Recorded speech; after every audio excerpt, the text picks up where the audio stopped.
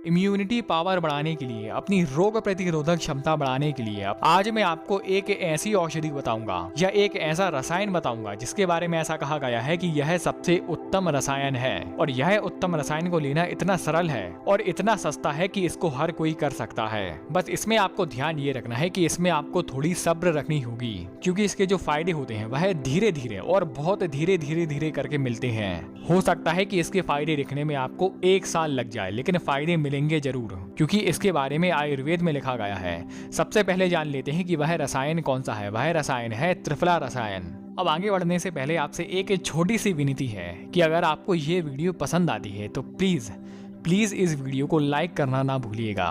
और इसके साथ साथ आप हमें इंस्टाग्राम पर भी फॉलो कर सकते हैं। इसका लिंक आपको नीचे डिस्क्रिप्शन बॉक्स में मिल जाएगा। लेकिन यही आपने त्रिफला रसायन सुन लिया, लेकिन आपको इसको लेने की सही विधि और सही तरीका जानना है, क्योंकि इसको लेने का सही तरीका YouTube पर बहुत कम लोग जानते हैं और बहुत कम लोग इसके बारे में बताते हैं। लेकिन आज हम जानने वाले हैं इसको लेने का सही तरीका। सबसे पहले आपको ध्यान रखना है कि आपको लाना है हरड़, आंवला और बहेड़ा।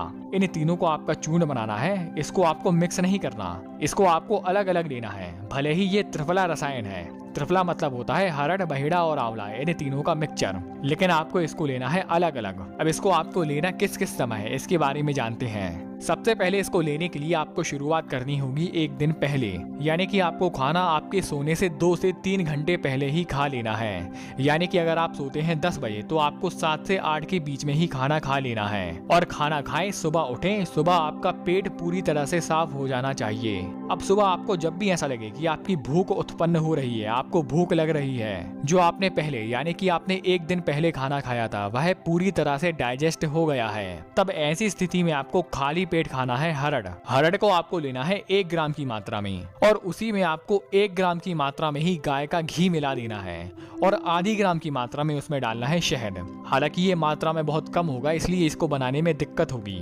आपको क्या करना है कि आपको इसको पहले से ही बनाकर रख लेना है, यानी कि पहले से ही एक अलग शीशी में, एक अलग कांच की डब्बी में आपको, मान ले कि अगर आपने 100 ग्राम की मात्रा में हरड़ ली है तो उसमें आपको 100 ग्राम की ही मात्रा में डालना है घी, और 50 ग्राम की मात्रा में उसमें डालना है शहद। अब आपके मन में ये सवाल आया होगा कि घी और शहद ये दोनों तो विष होते हैं, इसमें घी और शहद समान मात्रा में जहर होते हैं, ना कि विषम मात्रा में।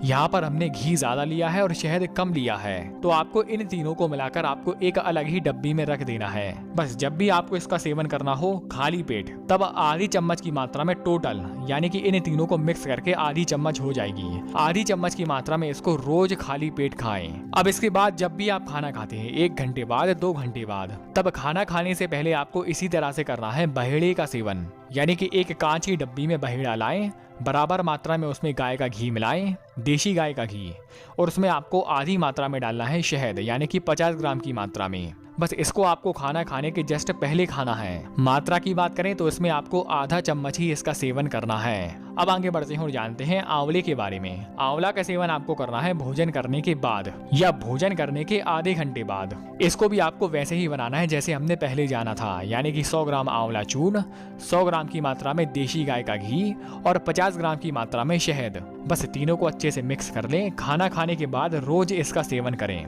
इसका सेवन आपको करना है लंबे समय तक। वैसे त्रिफला रसायन लेने की आयुर्वेद में अलग अलग विधि बताई गई है, जैसे कि इसको लेना चाहिए मुलैठी के साथ, इसको अलग अलग भस्मों के साथ लेना चाहिए। इसकी एक और विधि बताई गई है कि इसको अलग अलग मौसम में, यानी कि ठंडे के मौसम में इसके साथ, गर्मियों के मौसम में इसके साथ, बसंत के मौसम में इसके साथ, या शरद के मौसम में इसके साथ, यानी कि किसी न किसी रूप में हमें त्रिफला का सेवन करना है। वैसे ये जो हमने अभी तरीका जाना है यह सबसे सरल है। इसके बारे में ऐसा कहा गया है कि अगर व्यक्ति इसका सेवन है, यानी कि मनुष्य इसका सेवन लगातार करता रहता है, तो वह मनुष्य हर तरह की व्याधियों से मुक्त होकर, यानी कि हर तरह के रोग से मुक्त होकर, धातु रोग, समय से पहले बाल सफेद होना, पाचन शक्ति का कमजोर होना, हर तरह की व्याधियों से मुक्त होकर वह व्यक्ति 100 साल तक जीता है। तो दोस्तों आज के लिए सिर्फ इतना ही। आपने वीडियो यहाँ तक देखी, आपका बहुत बहुत आभार, धन्यवाद।